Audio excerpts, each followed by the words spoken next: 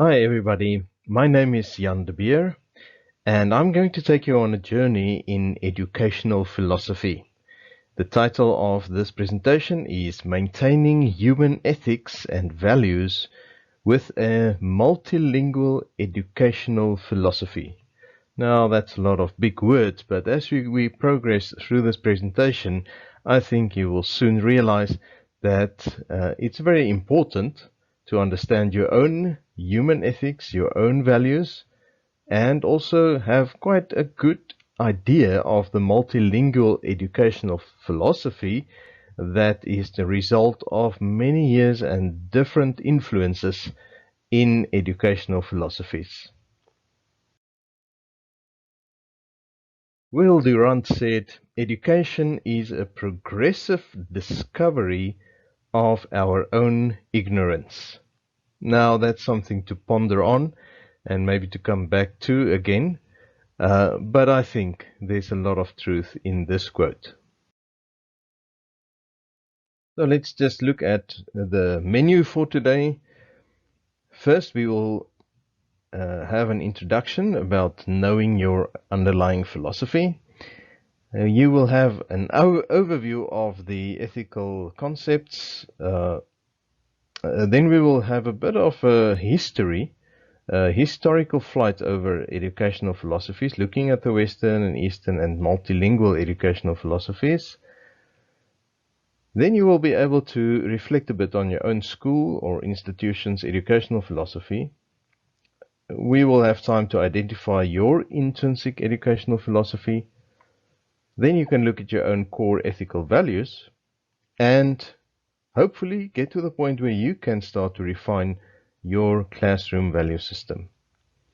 There is an overview of the Western educational philosophies that we will look at and the Eastern, Confucian, Buddhist, Chinese, and Islamic philosophies. Now look at your feet. We usually wear shoes, and sometimes you just wear the shoes you have or the shoes you feel would be comfortable. Very much like shoes is the concept of your own underlying philosophy. It is something that you walk on. Sometimes you do it knowingly, you do it consciously, and sometimes you didn't even really think about your own philosophy, or you haven't even formulated your own philosophy. So the important thing to realize today is that everybody has some underlying life philosophy, which influences the way you think, the way you teach, and everything you do. And the question is, what is your underlying life philosophy?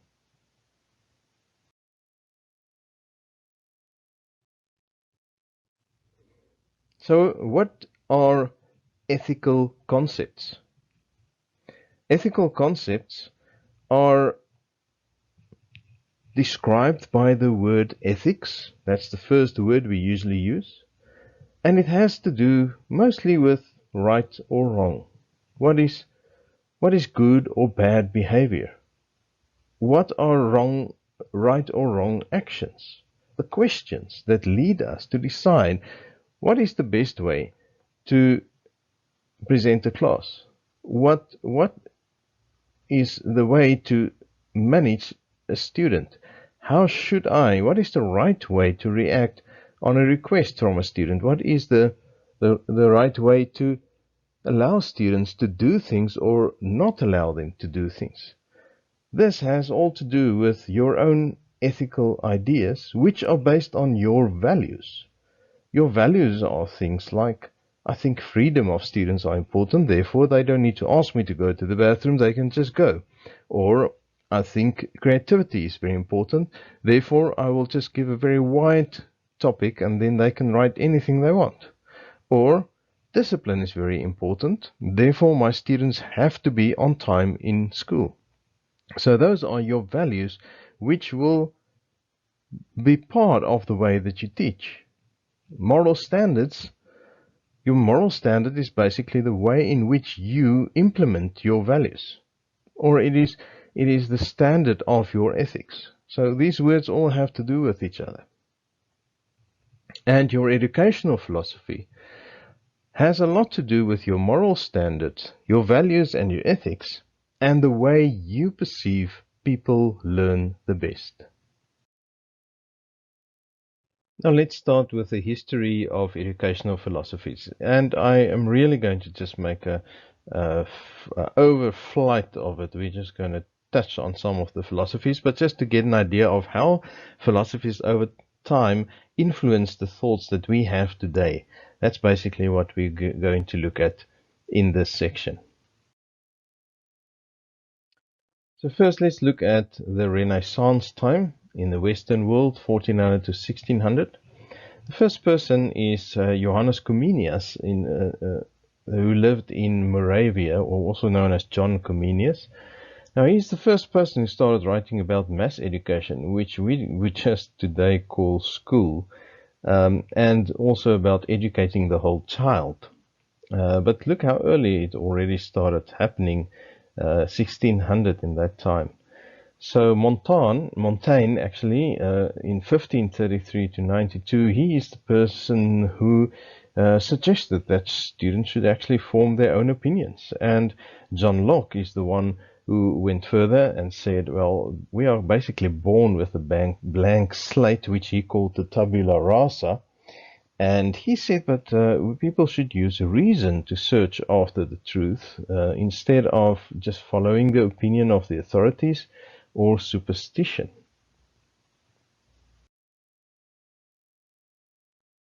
During the later time of the Enlightenment, we see that mass education by the modern nation states in Europe became commonplace, and the ideas of democracy and citizenship were developed in countries like Europe and the US and France. An important name here is Jean-Jacques Rousseau. You will see the time period, 1712 to 1778, and he suggested that the child should be the center of education instead of the teacher, quite radical for his time, and that teachers should look at the child's needs as well as his developmental stages when performing education.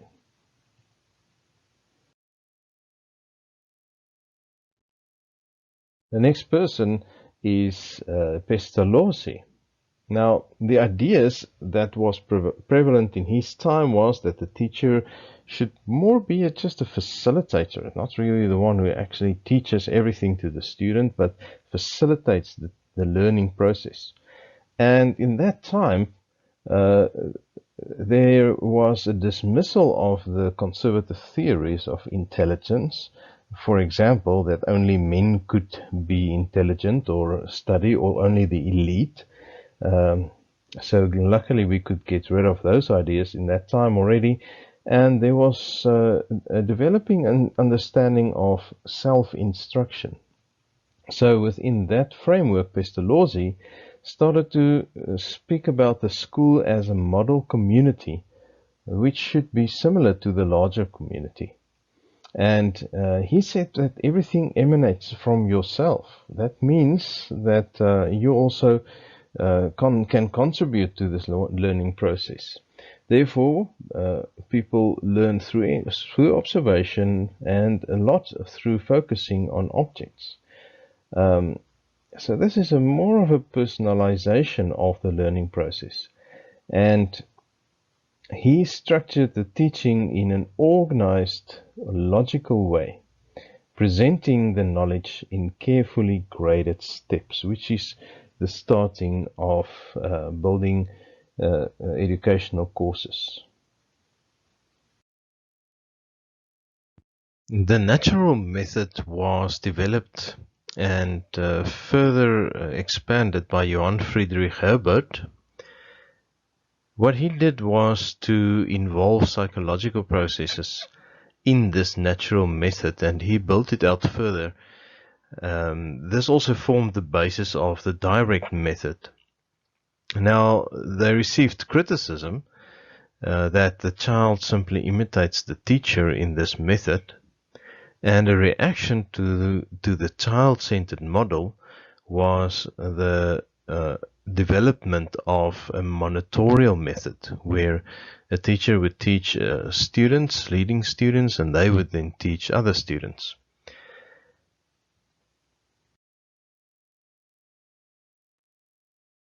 So here we can see a comparison between the natural method and direct method, and you can see that it's almost exactly the same. You have a preparation phase, then a presentation phase, then an association phase. Then the natural method speaks of a generalization, while the direct method speaks of a systematization. And then you have the application, the practice. Now, I think it's good to see in this example the development of our own class method systems that we have today. Some schools make use of this method.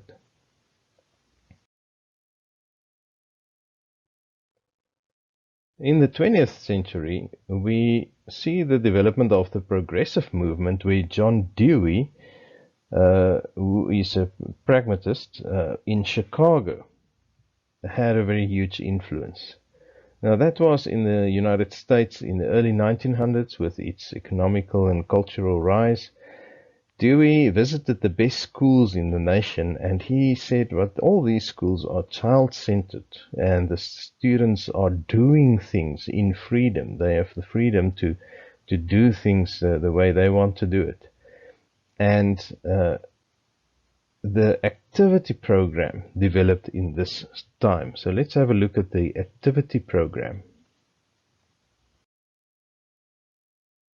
This activity program is a huge program that involved many students, 2,200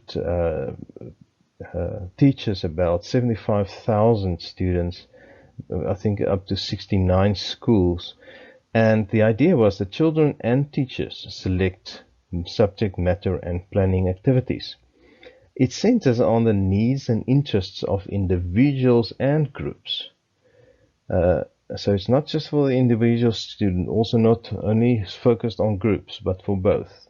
The time schedules are flexible. Learning is experimental and inquiry-based.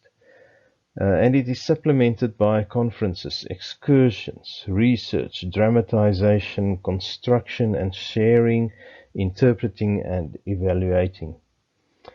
Discipline is self-control rather than imposed control, and the teachers assume responsibility for what happens in their classrooms. So each teacher on its own. The teacher enjoys considerable freedom with the course of the study, the time schedules and procedures.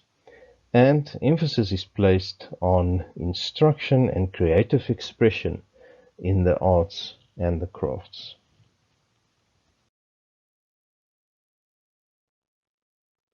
Now, during the 21st century, we saw the upcoming of the modern communicative approach that we have today as well. And it is viewed by critics as an extension of the Pestalozzi natural approach for some specialists. And he refers to Krashen and Terrell. Now, their ideas about pedagogy are strengthened by references to theories concerning the natural development stages, on the one hand, in the growth of syntactic competence in the SFL learner. So this again connects with the stage theories of child development of Rousseau and Piaget. What I would like you to see here is how the communicative approach makes use of basically of some of the developments that came over time in history from educational philosophies. Now today there's an expectation that the language teacher should also have the almost natural ability to develop course material, to develop those materials. And that is also the result of this communicative process. Now, large portions in the last what is that, about 70 years, large portions of the developed world has entered a period of postmodernism. But at the same time, many developing countries never enjoyed the privileges of the modern world, so they can't speak about postmodernism, but they are not in a postmodern era, they are instead involved in a decolonial process. And that is an important thing to keep in mind, especially if you should go and work or teach in developing countries. So decolonizing education entails identifying how colonization has impacted education and working to unsettle colonial structures, systems, and dynamics in educational contexts. So this means when you are teaching in such an environment that there are other things that you should also be aware of, not simply the linguistic aspects of what you are teaching.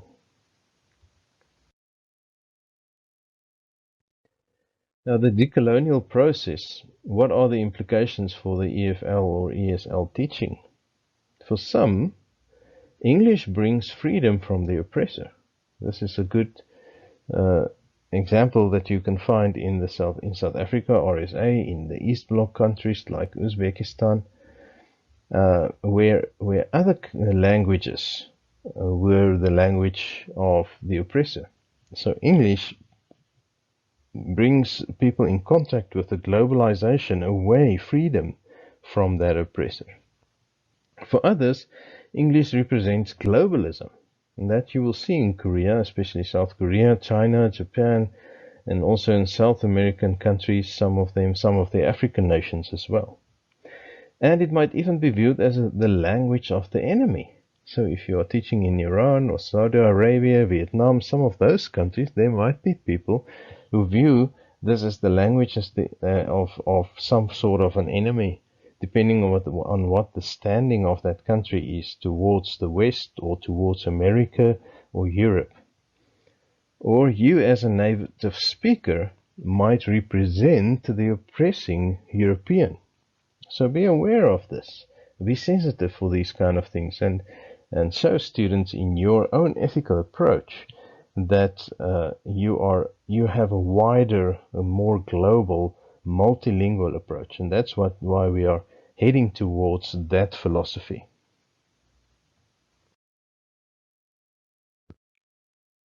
Now let's also look at the Eastern educational philosophies, or the Oriental, and where else to start than with Confucius, Gongja, in the Korean language. And he said the measure of educational attainment does not lie only in one's intellectual and scholastic achievement, but in his moral attainment. There's the magic word, moral attainment. It is important, therefore, to judge a person not by how much he knows, but by how much his action is in congruence with his morals. So this is much more a definition of integrity, of doing what you say you will do. And I think when you are teaching in Eastern environment, it is important to be aware of this, because your students some of them will probably unknowingly look at this. Are you doing what you say you do? What is your moral attainment? But also, that's the way they will act, and that is also something they will want to be able to communicate in their language learning. So in that way, it is very important to look also at Confucius and his approach to learning. The Eastern Buddhist approach is, when we hear a teaching from someone, we should not simply believe it because it has been upheld for some time, because it is rumored, because it is written in the texts, because it is logical. You see the rational part here, because it can be inferred, because it is reasonable, the reason aspect, because it accords with our theory, because it seems credible, or because our teacher said so. We must rather believe only when we have tested it and put it into practice and seen the results for ourselves. So this this Buddhist philosophy, which is also quite common in the Oriental countries, shows that you need in your teaching method, you need to come to a point where students can test what they have learned, put it into practice, and actually see the results of it for themselves.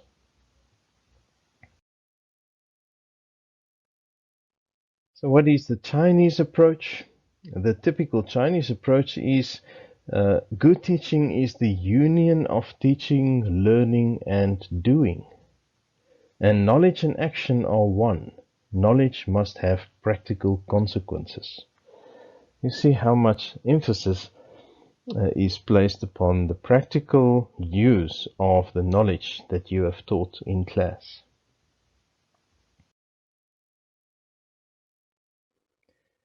Now the Eastern Islamic kind of, or this is more the Middle Eastern countries would have a very typical Islamic educational approach, and it's not true of everyone, but if you want to understand something about the Islamic approach, whenever you come in contact with those kind of countries, is very much centered around the Quran and around Allah. So a human being is a composite whole of a body and soul, which is to fulfill or attain a special mission. That mission is to acquire the attributes of his creator as much as possible and act according to the rules of his creator. So that is also very important to understand when you teach within an Islamic or a Muslim environment.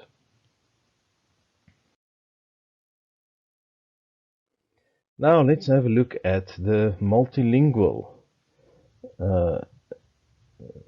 philosophy, educational philosophy. The aims of teaching a foreign language within this framework is for communication and bringing nations and cultures closer to each other. This is needed for globalism and reducing bias and prejudice, as well as solving religious and racial differences. It is also needed for academic purposes as well as commercial, political, and cultural relations. So you will see within this kind of approach, your motivation is to bring people together, is to resolve conflicts, to reduce bias and prejudice, solving religious and racial differences, and be open to people and be open to different languages and different cultures. So in that sense, you should be sensitive, not to come across as if you are imposing the English language or English culture upon people. You can teach them about that, but also in that process, show them how English is also a global language, a multilingual language, where other languages also influenced this language, where other cultures, different cultures, speak this language. I think that kind of approach is very important in the multilingual approach. So in that sense, it might not be good to only expose students to one accent of, or if we can, I don't want to speak about dialects, but one accent of English language. For example, only expose them to American or only expose them to British English.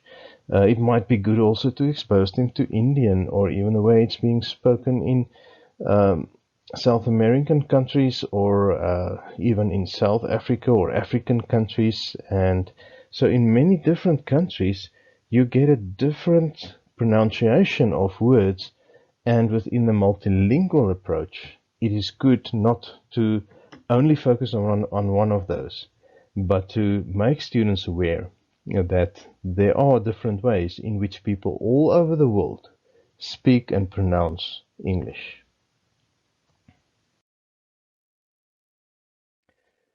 So, having looked at all these different approaches, what would you say is your school or your institution's educational philosophy? Do you see elements of different philosophies, or do you think that they are just using one main approach? Maybe the natural approach, maybe a combination between some of the Eastern approaches. Do you see Buddhist influences or maybe Confucian influences? Well, that's something to look at, and you can maybe look through some of these philosophies again and try to determine and speak to your institution and ask what are the important values, the important things they want to see in the students. Having an understanding of that in your Hagwon or in your university or your college or wherever you teach is very important, because that will help you to teach the way that your employer expects of you. What is your intrinsic educational philosophy? What are the shoes that you are walking on in this world? With which of these different approaches do you identify most? And this is very important for you to know what you identify with, and know what your school wants of you, and see how you can at least bring these together or be aware of the difference, so that you don't unknowingly teach in conflict with what is expected of you.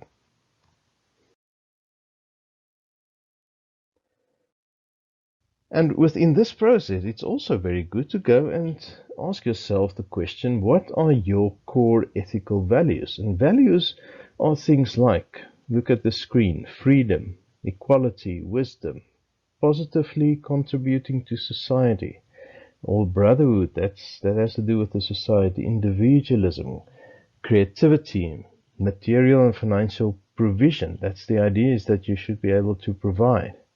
Practicality, dependability, reliability. Look at all these different aspects. What are the most important ethical values for you? Because that will definitely also influence the way you teach and the way you think that students will learn the best.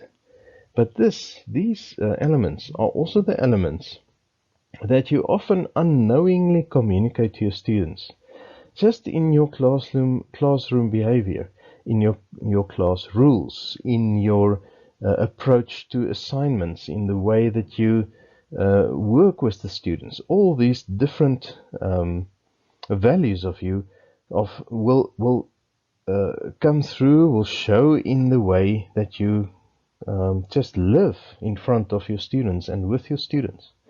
And sometimes it's important that you make sure that you actually, if let's say you have a strong value of freedom and equality, that you make sure that there's no inequality in your classes, and that you give your students some freedom to choose, for example, topics or times or different things that they want to do.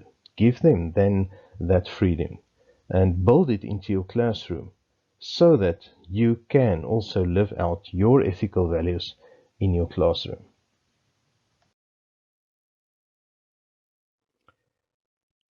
Now let's refine a bit our classroom value systems. You can ask questions like, how do your students perceive you? Do they see your value system when they act or communicate with you or interact with you? Do you inspire learning in your classroom? Do you prepare your students for life outside of your institution? Or is it only about just presenting classes to them? Are you clear in your instructions that you give to them? Do they understand what you really want from them? In every instruction that you give, do you communicate something of your core values to them?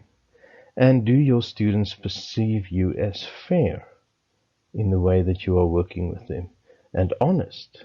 And the things that you speak about, do you actually do that? Because especially in an Eastern environment, those are the things they're going to look at. They look at your integrity. So, having looked at all these different approaches in educational philosophy, as well as our own ethical values, The question is, what do you say when you don't communicate? Or at least when you think you don't communicate. Because you often still say something, whether you actively communicate or not. What do you say when you don't communicate?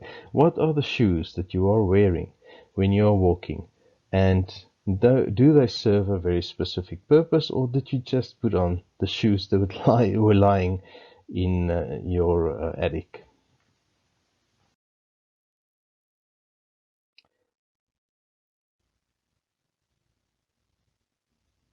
Thank you, and I hope you have a wonderful day or evening, wherever you are and whatever you are doing. Goodbye.